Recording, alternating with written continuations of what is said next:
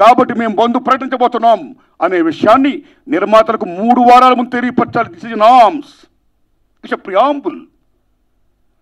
3 వారాల ముందు తెలియపరిస్తే release date ఎవరు తెచ్చుకున్నారో మేము రిలీజ్ డేట్ ఇచ్చుకున్నామండి, ఇంకో 2 వారాలు మేము రిలీజ్ చేస్తున్నామండి అని ప్రిపేర్ అయిన నిర్మాతలను ఇబ్బంది పెట్టకుండా ఉండడం కోసమే 3 వారాల ముందు తెలియపరచాలి according to norms. So June 1 bandh ప్రకటిస్తే ఒకవేళ జూన్ 12 అంటే 2 వారాలు కూడా కాదు కదా. ఏ రకంగా మీకు హరహర మనకి అది వర్తింపు చేస్తుందండి? అది కరెక్ట్ కాదు. పవన్ కళ్యాణ్ గారి మీద ఎవరైనా కుట్ర పంటారు. తెలుగు చలనచిత్ర పరిశ్రమలో విశ్వవిఖ్యాత నట సార్వభౌమ ఎన్టీ రామారావు గారు, భారతదేశంలో ఎన్టీఆర్ మన తెలుగు జాతిని ఖ్యాతిని చేసిన మహనీయుడు. As a politician, as a CM, like this anything else. ఎంత గర్విస్తామో.